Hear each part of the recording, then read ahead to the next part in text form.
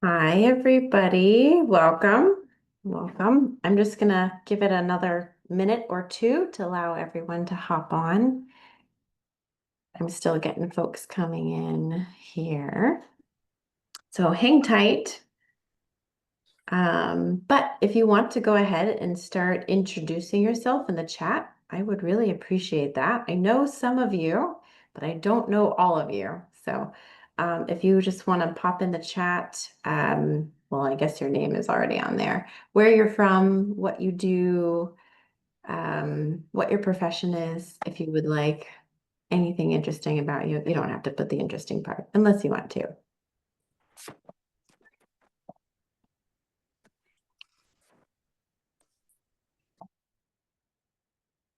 But yeah, let's see who we got here. Oh, nobody yet. Okay.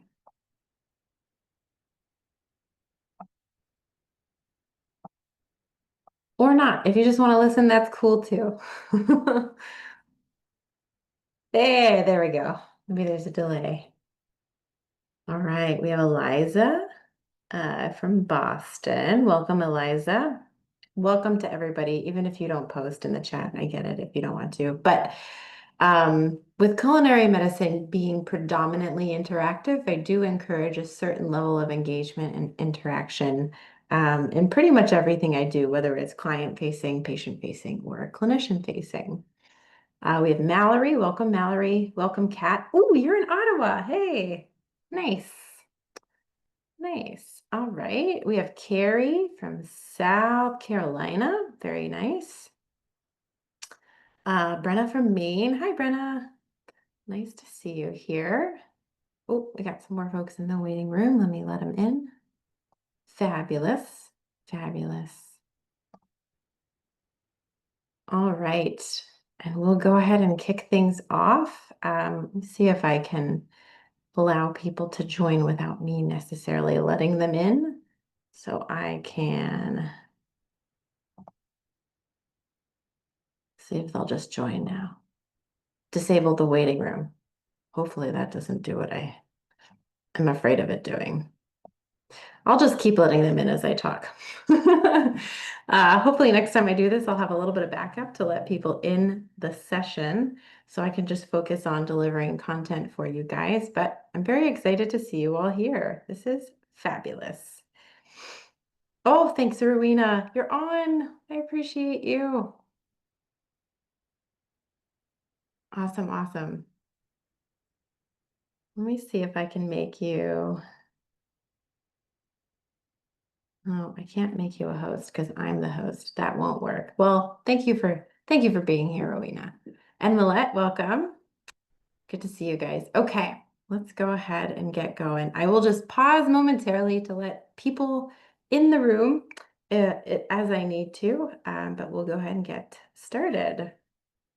All right, so like I said, if you haven't already, go ahead and post in the chat. I would like to get to know you, and I don't mean that superfluously. So I really do mean it. I'm here for you. This is a donation of my time, essentially. So I want to see where you're at, see what I could help you with, what barriers and challenges are you facing in your own culinary medicine practice. Um, what are you missing, or what do you feel like you're missing? What do you have questions about? Sorry, that's a lot of questions I'm asking right at once. Don't feel like you need to answer all of those. Just answer what's on the screen. What professional background do you have, and why are you here today? Which, in and of itself, is a pretty big question. And there's no wrong answers. No wrong answers to these questions. Why are you here? What are you looking to get out of this? Are you just curious? Are you wondering what I'm up to? Are you here to support me? If you are, I appreciate you very, very much. Do you want to learn more about culinary medicine, teaching kitchens? Is this something that you're curious about that you don't know much about yet? Or have you been doing this work and you want to enhance or expand what you're doing? All of these are relevant whys, but there's more than that. Like I said, no wrong answers. If you guys want to pop those in the chat, I would appreciate it. It helps you guys get to know each other too. Because we're kind of all in this together. This is newish field. It's still relatively new, I would say, but it's been gaining traction a lot lately. And those of us that have been doing it for a while are very excited to see this. But the more the merrier. There's certainly room for everybody here, and that's how we're going to make a bigger impact. So get to know each other. I'll get to know you. I'll help facilitate some of those connections if I see the opportunities. But thank you also for being here today. I do appreciate that. All right, so a little bit about me. If you don't know me already, my name is Melanya. Nice to meet you. I've been practicing culinary medicine for about 12 years now, though I argue I've been doing it for about 30. I'll tell you more about that in a minute. I led the creation of the world's largest teaching kitchen program at a single integrated healthcare system in the world. Globally, not globally, nationally, this program still serves over upwards of 200,000 participants annually. I'm no longer involved in the program, but I'm happy to say that it's still going. I've helped over 200 programs get started just within that work. I haven't counted everybody else I've touched just through webinars and workshops and things like that. Personally, I've served over 40,000 clients in my teaching kitchen programs throughout my career. These are big numbers, I estimated. I'm sure there's some missing, but I did the best I could here.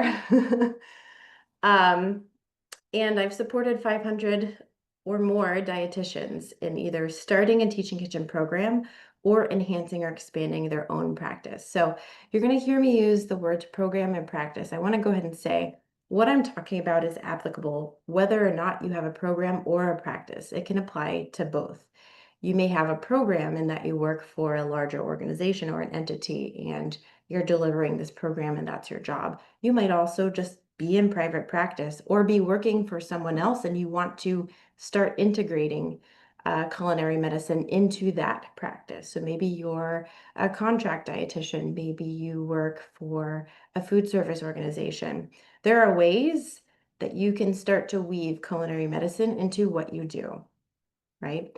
And just as a preface here as well, I am going to be speaking from the perspective of a dietitian, and I designed this call for dietitians to empower you guys and give you all the tools and resources and kind of be your hype girl if I need to be sometimes, to taking initiative and championing these types of programs. But that being said, there is room for everyone. I can't emphasize that enough. It's not a competition. We need physicians, we need occupational therapists, we need health education, health educators, we need chefs, we need all of these folks to help us pull this off and make it a reality and really touch as many lives as possible and see the change that we want. So everybody is welcome, and I am semi-structuring the content to be applicable to a variety of situations. So keep in mind, it's from the dietitian perspective, but even if you're not a dietitian, you're still welcome to be here. We like you. We probably want to collaborate with you. So welcome. So that's a little bit about me. Um, and why am I here? Why am I here talking to you guys, sharing my time and expertise and experience for free? Well, there is no catch. I'm just going to go ahead and say that out loud. I am going to talk a little bit about what I do, but truly, I just want to help you because I can't do this by myself. I have a unique experience and set of skills, and nobody else in the world has that. There's other people that have similar skill sets to me and have done really awesome and phenomenal and impressive and inspiring things. I'm not saying that there's not other people out there that you can't learn from too. But I also recognize that I do have a unique experience and I want to share that with people. I want to share how I accomplished what I accomplished, the thought processes behind it, the mindset, the strategies, all of that. I have successfully scaled a program to serve a national level. I have done that and I feel very proud. And I didn't do it alone by any means, but I was definitely a key element in that. And I want to bring this to the global scale. It's already at the global scale, but it's piecemeal. People aren't as connected as they need to be to really get the momentum for this to lift off and become the standard of care. It's getting there, and we are all working in our own lanes. But just that, we're all working in our own lanes. We create these silos. Um, So instead of sharing with one another and lifting each other up, I don't want to say we're not lifting each other up, but sharing resources and working in the same vein, there's still a lot of redundancies happening. People reinventing the wheel when they don't have to. People, feeling disconnected or alone. A lot of us, especially in the beginning, while we kind of were alone, felt very alone in this, and you might still feel it. Maybe you work in an environment or for an organization that hasn't really embraced culinary medicine as an intervention or as a evidence-based practice yet, and you might feel kind of isolated in that. So part of this call is also to just bring everyone together and not to start a cult, not at all by any means, but to champion culinary medicine, to make it a bigger thing in the world. Because I truly believe, and really this is my life's work, that this is how we affect change in people, real sustainable behavior change when it comes to eating and living, honestly, because food is just part of life, right? I mean, our entire being used to be um, labeled based on what we did, right? Hunters, gatherers. How do you get food? Well, I hunt. Oh, I gather, right? Food is just integral to us as human beings. But now it's become a practice and it can become a medical intervention. It can become a nutrition intervention. There's so many things we can do with this. So why not bring it full circle and really help people connect back with what food means to them, help them build harmonious, peaceful relationships with food, foods that lift them up, and understand how it affects their body and their mind and their entire life. So that's why we're here. That was a lot. I got excited there. I'm going to be very careful to be mindful of the time because I do tend to talk, if you didn't get that already. But again, I welcome you. Thank you for being here. Continue to pop in the chat for those of you who just came in. Go ahead and share what your profession is and why you're here, why you want to be here, or yeah, why you showed up today, because you did. So that does say something already. But I just want to let you know you're in the right place. There's a lot of things we're going to cover in this monthly call. You do not need to be at all of them. I hope you will, but you don't need to be. You can also watch the recording. So not to say I don't want you here live, but I get we all have schedules. It is nearly impossible to find a time to overlap with like 3 people. I can't imagine doing it with more than however many people are going to join. We're up to like 28 people so far, so I'm very jazzed about that. But it may not always align with your schedule. Now, I will say you tend to prioritize your time with things that serve you the most. So if you find a lot of value out of this, I really want to encourage you to make the time on your schedule, block it on your calendar, show up live, because it is a little bit different in a live setting. I am that way. I love live content. I am not here for pre-recorded content. I don't know. I just know it's not live, so I have a hard time connecting. But I do understand that not everybody works like I do. So I will have the pre-recorded or the recorded, excuse me, not pre, the recorded content available. But I do really encourage you to show up. We're going to talk about culinary medicine, anything and everything. There's nothing off limits. If I don't know something, I will just tell you. And chances are you should still ask because I probably know somebody who does have the answer since I've been doing this for a while. But I will help you, and if I can't, I will connect you with someone who can help you. If you don't know where to start, if you're feeling overwhelmed, this is a great place. We're going to break things down. If you've already started and you just want to enhance or expand your practice, this is also a great place for you. I'm really good at doing that. If you've just had oops, I got excited here. Now you see where I'm going with this. If you just had a program thrust upon you, like you got hired and they're like, hey, we want to do this teaching kitchen thing or this culinary medicine thing, make it so. Where do you start? What do you do with that? You probably have lots of ideas. You've probably been doing your homework and your research and you're getting there, but we can help you with that too. I say we, like omniscient we, but me and you guys. I'm hoping you can help each other a little bit here as well. Do you want more confidence in yourself as a culinary medicine facilitator? This one's a big one. We have lots of different skill sets, both dietitians, physicians, chefs, and everybody in between, right? But not a lot of us have them all. That's okay. You don't have to be great at every single thing. There are so many facets of a culinary medicine program. You don't have to hit them all in one go. You can play to your strengths, and that's a big thing. We're actually going to talk about that today a little bit. But I want to help you gain some of that confidence, right? Connecting with your strengths, believing in yourself, and kind of overcoming that imposter syndrome barrier. Because I really do think to be like, I think us as dietitians, we're just made for this, right? We're the food and nutrition experts, but we lack the confidence to just get after it.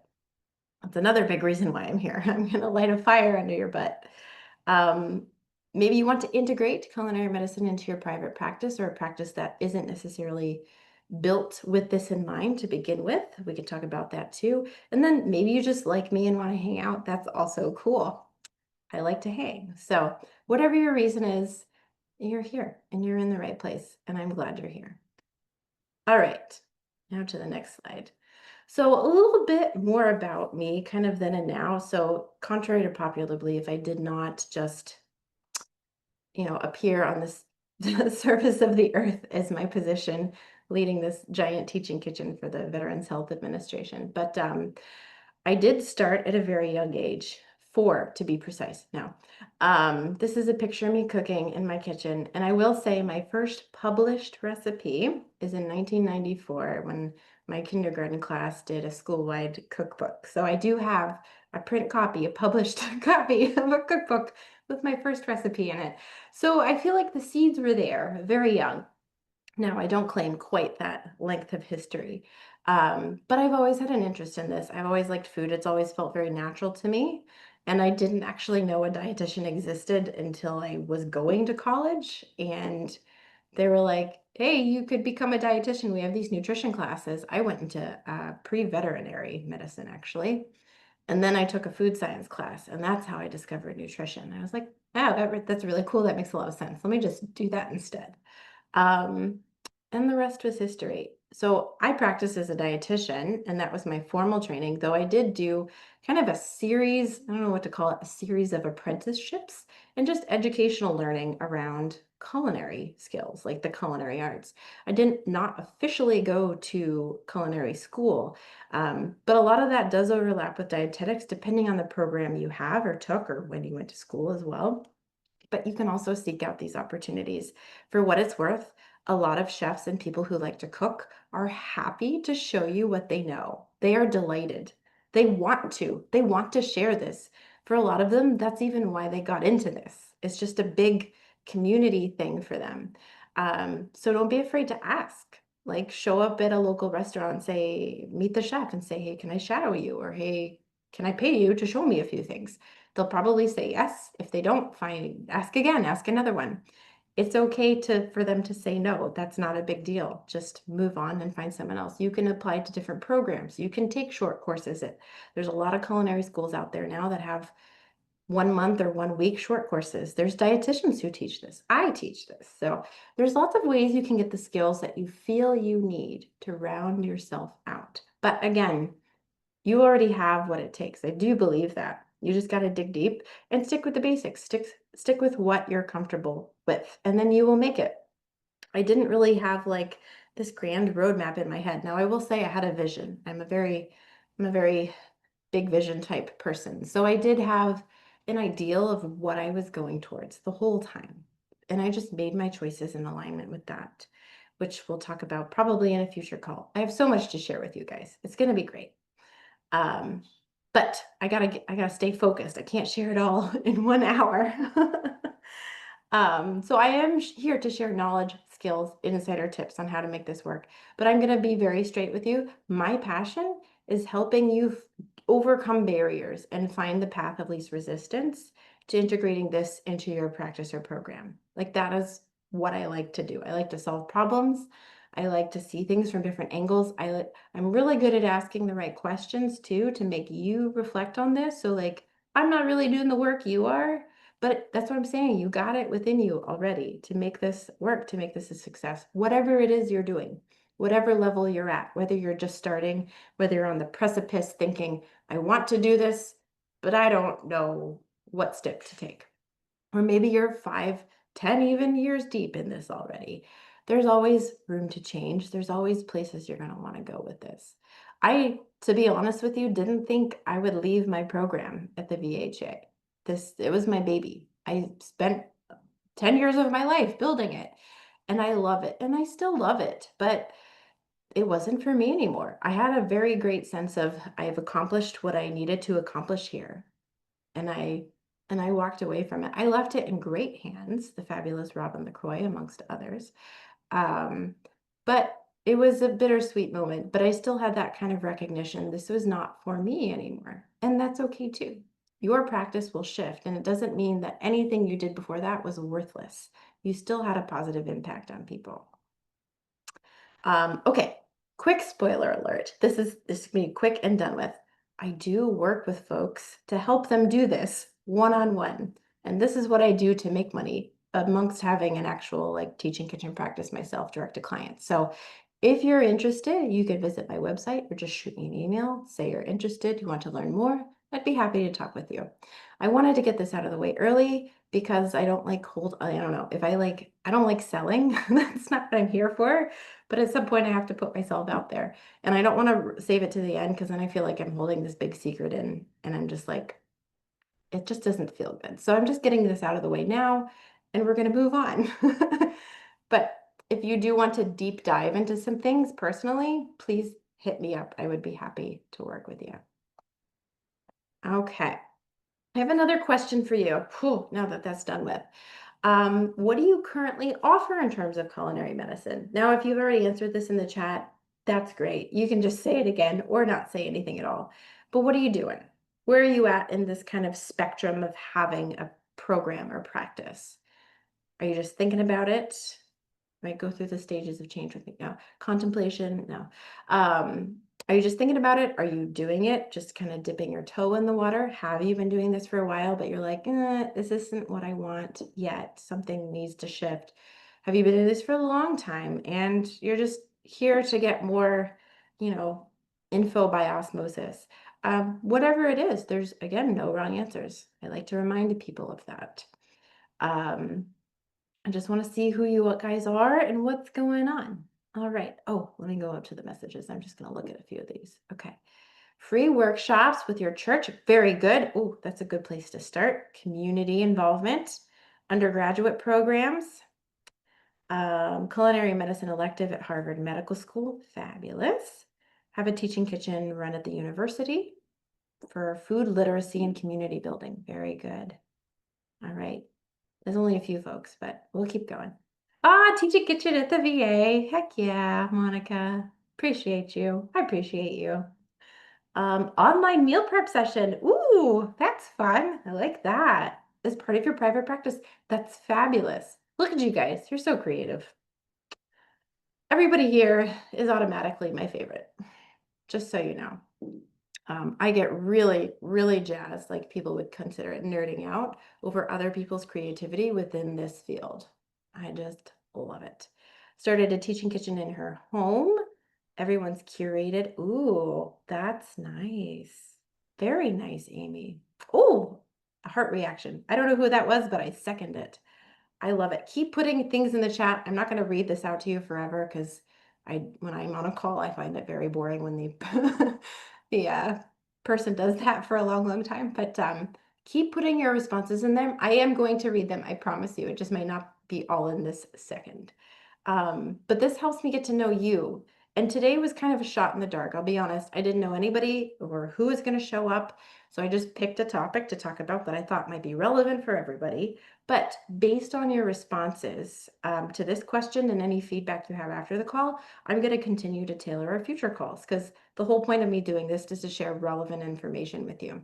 So even if I think it's important, if you don't, you're not going to show up. So it does no good. I'm wasting my time. So I do value this feedback and I am going to go through and read all of them. I might even reach out to you about it. Who knows? Depends on how much energy I have left in the tank after that. So, as promised, these calls will feature kind of a mini workshop. And like I said before, I'm going to tailor these topics to you guys to see what will suit you the best. In addition to things that might just be useful to know that I kind of picked up along the way that I might not have considered earlier in my career. And I actually had this actually the motivation for today's topic came from that very question. I met with a couple students interviewed me last week about designing a culinary medicine curriculum. And one of their last questions was a really good question. I was impressed. They're like, what do you wish you had known when you got started? Oh man, what? Well, my answer was that I wish I had known to check my bias a little bit better and meet my clients where they're at. Now, I adapted to this pretty quickly, but the first few bits were a little rough because I wanted to teach them what I thought they needed to know. But that doesn't always work, right? You have to teach them what they want to learn, not just what you want them to know. And you have to teach it to a level that matches what they need and their own perspective and lived experiences, right? I mean, I was pretty fresh. I I didn't really know that, but you learn that quickly after a few classes or a flop, right? And this is the part about culinary medicine that I think is hard for a lot of people to leap into is that you just got to do it. You can plan, you can spend all your time planning, but until you start doing it, you're never going to overcome some of these barriers because you just don't see them until you're in it. And then you'll learn from it. And it's going to be this continuous process improvement in, into eternity. You'll eventually get to a place where you feel very comfortable with what you're offering, and you don't necessarily have to do so much big movement, but you're always going to be adjusting and fine tuning. And that's just who we are and what we do, which is great. We just get better and better and better. But you can't do that until you get out there and start actually doing it. You just learn by doing. But that was one of my hardest lessons was, maybe I want them to learn how to get more unsaturated fat in their diet by eating avocados. But if they've never seen an avocado before and it's this weird taboo green food that they don't want to touch. I also worked in the southern United States. Those of you who do too, you know, um, it's not familiar to them. I can't just lead with that. They're going to be like, I'm not eating that. That's gross. Right? How many people, raise your hand, have you ever had someone say, that's gross. I don't eat that. I don't eat mushrooms. I don't eat onions. Gross. That food is gross. Well, none of it is gross. You might just not prefer it. So then we have a discussion of food preferences. But anyhow, I'm getting off topic already. I thought it would be wonderful for our topic today to be getting to know your audience because this is essential no matter what you're doing, whether you have a big giant program, whether you're teaching at a university to students, to future dietitians or future physicians or future some other healthcare profession, whether you're in a private practice and this is for your personal clients, you need to know who you're talking to because that's what matters. And at the end of the day, we kind of merge our strengths with the needs of our audience. And whatever overlaps in that little Venn diagram, that is our zone. That is what we teach. And we can expand that. Over time, we can gain new skills. We learn and adapt. We maybe shift our audience a little bit too. But that's where we're going to start out at. So first things first, I really want to encourage you to do this, even if you've ever been doing a program, leading a program for however long, because it's never a bad time to go back to basics. Even if you have been doing this for a while, get to know your audience again. Maybe they've changed. Maybe you've changed. Maybe you've focused on a very narrow subset and kind of got tunnel vision and forgot the rest of it. Not forgot, but it's still worth it to do this. It'll remind you of some things, even if you've been doing it already. And if you haven't done this already, it's a great place to start. So get out a piece of paper, please. Now, I will say I'll share a worksheet at the end of this call. If you want to transfer your notes and thoughts to that worksheet, it kind of walks you through a few more prompt questions. But for now, just a scratch sheet of paper is good to go. And write down the word who. Big question, who are you going to be serving? That's the biggest and first question you must answer.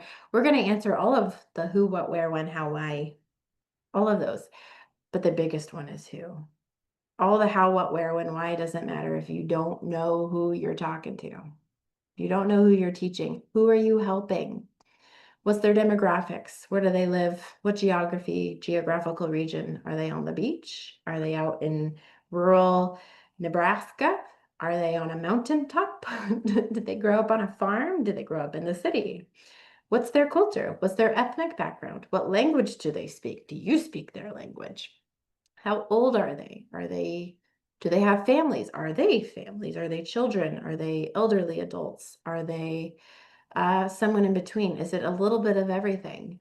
That's okay too, but think these through. These are important factors because it will determine what you teach. Um, so if I'm teaching an older population, I might start with maybe ingredients that are a little softer because dentition tends to get a little bit worse with age, or at least more tender, and they won't want to have like hard, crunchy things all the time. So little things like that will help determine the entire course of your program, not just the topics, but also how you teach, how you set up the classes, how you deliver the classes, like accessibility, things like that, right? But also the content they're in. What do they need? What are their health needs? I feel like as a dietitian, we always think of this question through that lens. What do they need from a nutrition or health standpoint? But also, um, what do they need outside of that? Like, do they need support learning how to use a kitchen appliance? Do they need help meal planning? Do they need, like, I like that prep and plan person who posted in the chat. That was a really nice idea. What do they need help with? Is it just cooking or is there more to this? Do they need help shopping or reading a food label, right? A lot of our clients and patients need that. We might go right to cooking and the fun stuff, but there are a few pieces in between maybe we need to address first. And it can lead up to cooking. Cooking can be the grand finale, but the whole program doesn't have to always be cooking to be culinary medicine. That's the cool part. What capacity do they have? In terms of communication, are they, technologically hesitant? Maybe a virtual class isn't the greatest thing for them. Maybe start with community building. Think through that. What is their access like? Do they have good internet connections?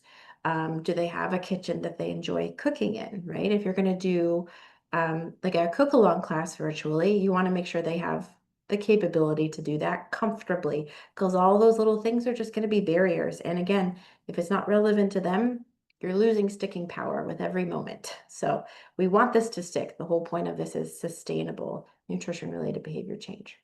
What skill level are they at? Are they like ground zero? We just need to talk about, measuring cups and the fact that you crack an egg before you add it to a batter, or have they been cooking for a while, but not anything ever formal? Do they really like to follow a recipe, or do they like to experiment and just throw things together intuitively? Different styles of cooking even, right? Not just skill, but their preferred style.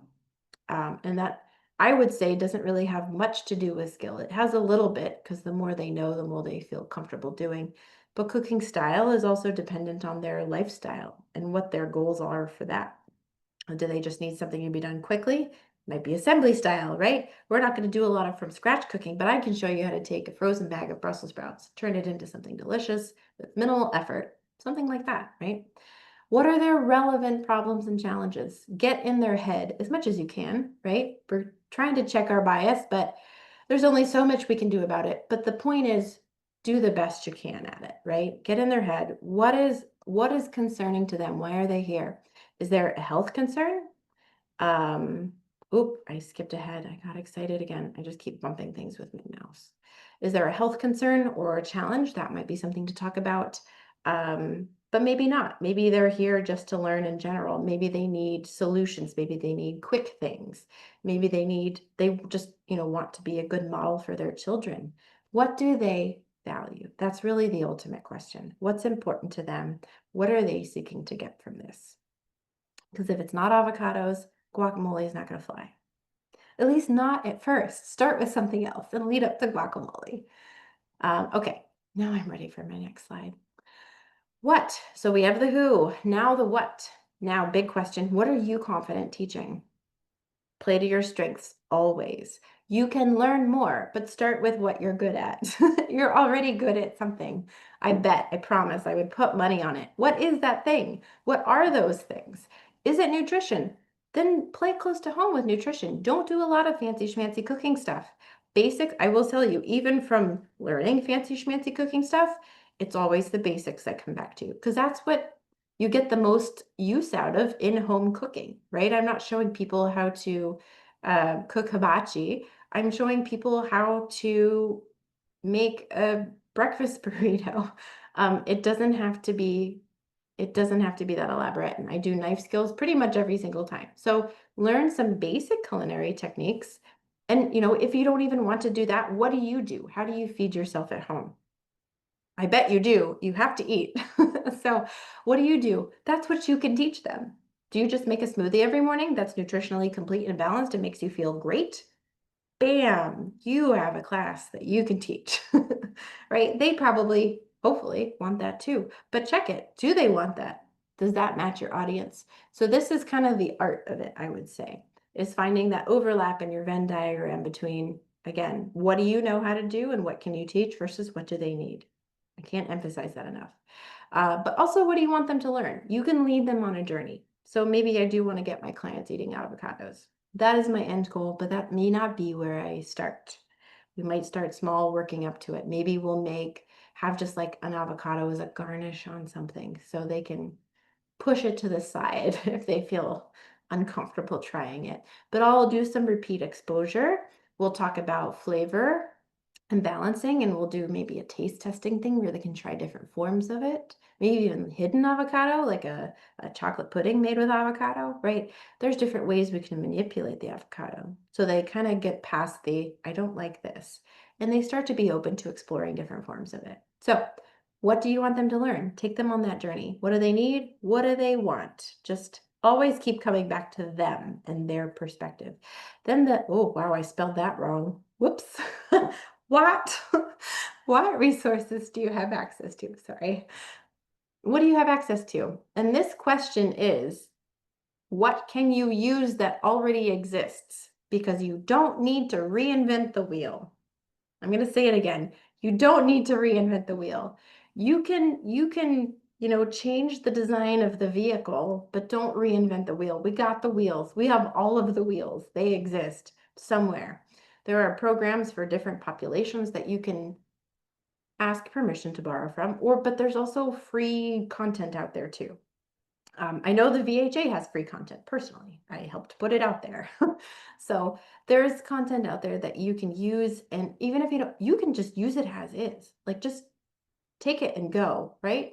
But you can also adapt it if you need to. If you want to ask permission, if you want to license something, you can also do that. There's lots of different forms to get the information you need. But a lot of it exists already. So don't sit there spending a whole day making a new recipe when you're starting. If you love recipe development, get into that. I'm not trying to stop you by any means, but if you just want to get this off the ground and go, use things that are already out there. This field, even though it's new, has been around enough, and there are enough competent people doing this, that there's some really nice resources out there for you. If you haven't checked it out already, besides the VA recipe library, I don't know what the website is. Just type in VA recipe library in your Google search bar and it'll come up.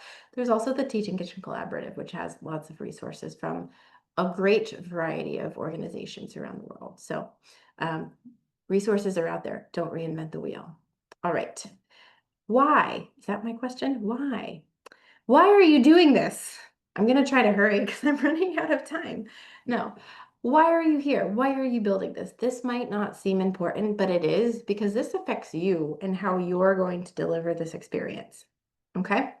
If your heart isn't in it, their heart's not going to be in it, right? Like this is a life-changing experience you're offering them potentially, right? Think of the best possible outcome.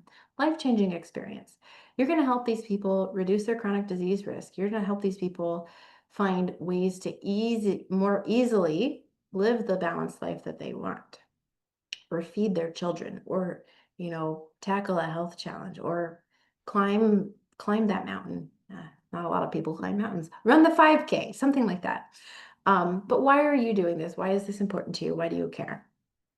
These are questions you need to ask yourself because they are important. And I'm sure there is a reason down in there, but you want to look it in the face. You want to see that guy, right? What is that reason? Why are you doing this? What is driving you, right? In culinary medicine and teaching kitchens, at some point, we talk about drivers of behavior change. That is a big one. And the entire framework, we'll say, of a teaching kitchen is arranged around that. Lynn Fredericks did quite a bit of research in this area. If you want to look it up, I advise you to. But those drivers of behavior change apply to us too, or just drivers of behavior, period. We're not necessarily changing anything, but why are we doing this? What is our reason? What population do you want to help, and why do you want to help them? Is the population you're serving really the one you want to be serving? That's a big question too. Sometimes it's not. If you work for another entity, a lot of times it's not. You just kind of get what you get. But you can make yourself come around to it, is kind of what I'm getting after. If you go back to why are you doing this? What is your reason here, right? You can find elements of that population to serve with your skill set. And then if you need to, fall back on the bigger mission of your organization. What goals or mission does that organization serve? And how are you supporting that? Right? There's lots of different whys. Just like I asked at the beginning, why are you here today? No wrong answers. But it's important for you to be intentional with it and know that. All right, what's next? Oh, how? I've already talked a little bit about the how, but this is where the Venn diagram, this is pretty much the Venn diagram. I should have put a Venn diagram on here. Whoops. How can you best serve your audience? Where do your strengths overlap with their needs? That is the biggest thing to answer. That right there is going to tell you a lot about your how. Now, there is more to talk about, like what format, right? But these earlier questions we already answered will give you the information you need to just decide this and move on, right? In person, virtual, hands-on, demo, one-on-one, group. How big of a group? That kind of thing. And then is there a resource or curriculum that already exists that you can use and or adapt or license, whatever you want to do. You can create one too. That just takes a lot more time and effort. And if you're just getting started or you have other things to do with your time, don't reinvent the wheel. All right, last one, but certainly not least, but it kind of is because I put it at the end. Where and when. So how are you actually, what are the logistics of actually doing this? This is the logistics question. Where and when. The other four are like the really big philosophical content questions. And now this is like the practical stuff. How often are you going to offer this? What size group? What cadence are you considering? Once a month, once a week?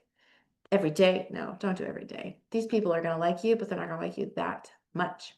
Consider the format, the logistics of you, like what do you need to get where? How are you storing the stuff? Do you have equipment to schlep with you or not? How are you going to communicate with your audience? Do you have established communication channels? Do you need to establish communication channels? What is the prep work going to look like? Like, are you going to let them know what to expect? Are you going to follow up afterwards? Are you going to survey them? Are you going to collect data and outcomes? I'm not saying you have to do any of these. I'm saying just consider them because they're going to come up and you will want to have considered them. And then resources. What are you going to share with them? Are you going to put them in touch with something? Are you going to, is it a series so they just show up to the next class and you give them something at the end? Are they going to get recipes, handouts? Are you going to see them in one-to-one sessions? What does that look like? So think through those logistics, the where and the when. And take home message time. Don't reinvent the wheel. Can't say that enough. Meet your participants where they are. I know you want them to learn all this cool stuff about food and nutrition. We all do. I get that.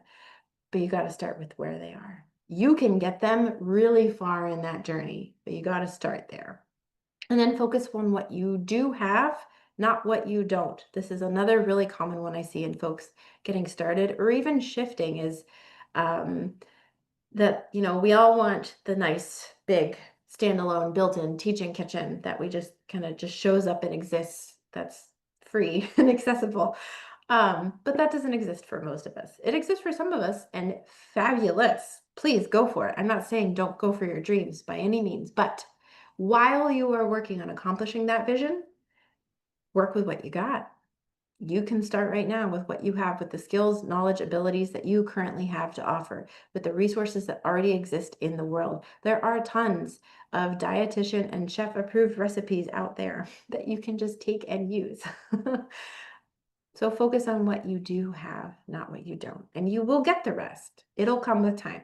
Because if you're focusing on your why, you're going to be making decisions in alignment with that big goal. and you will get there. Just takes a little time. All right. So that was our little CEU bit in a nutshell. And I just wanted to put a little, this is a little kitschy, but I had to throw this in there. A little self-empowerment reminder. You have what you need. Okay. This is me being your hype girl. You have what you need. You have it within yourself. I know there's a movie quote in here somewhere, but I'm terrible at remembering words verbatim. So I'm not going to even try. But you got it, right? Play to your strengths. This is your practice, your program. You can model it after things, certainly. You can use best practices and frameworks, absolutely, use content, but this is still going to be your unique program. And that's a good thing. We need it to be unique. And to be frank, every population is unique. So none of them look alike anyway, really. But there's more than one way to practice culinary medicine. Just always remember that and play to your strengths. You do not have to limit yourself to how someone else has achieved their success, myself included, right? I'm showing you kind of how I did it and how I helped lots of other people do it. So there's some variety in there, but I'm not the only person in this space that knows what I'm doing. There's lots of people in this space that also know what they're doing. So follow them, learn from them. Even if they don't do this type of interaction, you can still read their book or attend a workshop or just follow them on social medias, right? And just kind of just pay attention to what they're doing and how they're doing it. Get that inspiration. It takes many forms, and every program is unique, just like the providers. I'm seeing people drop off. Don't leave, not just yet. I'm wrapping up, I promise. Everybody likes free stuff, right? So I figured I'd throw a freebie in there. I did not advertise this because honestly, I didn't want you to show up just for that.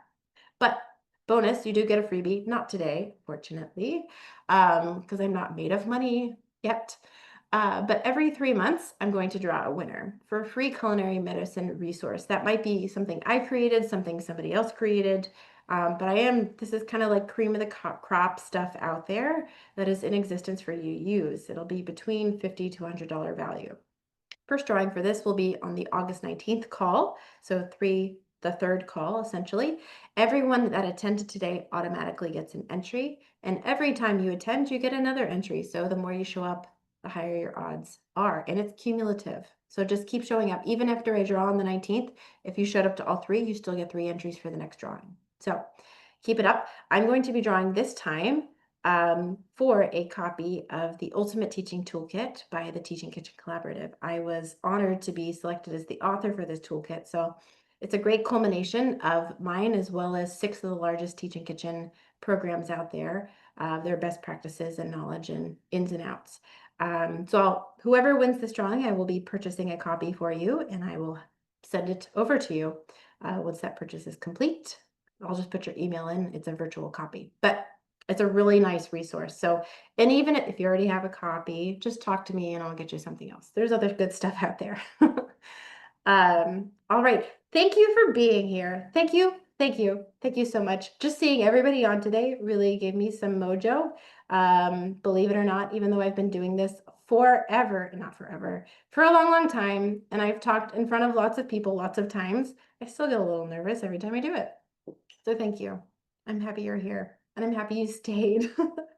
After this call, you'll receive in your email, don't hold your breath because it takes me a few hours to I need to decompress afterwards. But tonight, by some point, you'll get a certificate of attendance, good for half an hour of CE credit.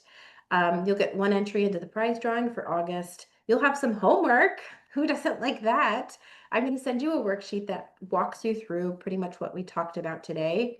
And that way you can organize your thoughts and kind of filter it into what your program is going to look like or where just information for you for self-reflection. It's a great journaling exercise there. And then I will also just send you an invitation to the next call and the next one and the next one after that until you tell me to stop, pretty much. But if you want me to stop, just say so. Say, hey, Melania, I'm not interested, or no, thank you. I will heed your consent. So now what? What else do you have to do? That's what I'm going to do. What are you going to do? Please take some action. It does have to be one of these things, if not all of them. But I have 3 suggestions. Share this call with 3 colleagues. The more people that know about this and can benefit it, the bigger this movement will impact the world. Wow, that That was not a good sentence. The more impact this will have on the world. There we go. That's much better. Fill out the worksheet, do your homework, and share it with someone. Hey, accountability is a wonderful tool. Share it with me if you don't have anyone, but share it with someone. Share it with a colleague at work, share it with a friend, share it with someone on the call today. That's actually a really good idea. Find someone on the call and just like, hey, I did my homework. Did you do your homework?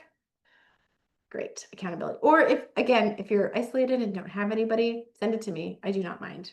I would actually like to see it. And then add the July 15th call to your calendar because we're going to do this all again, but with new things to talk about. Whoops, I got excited. See you next time. That's it. I'm done. Thanks for being here, guys.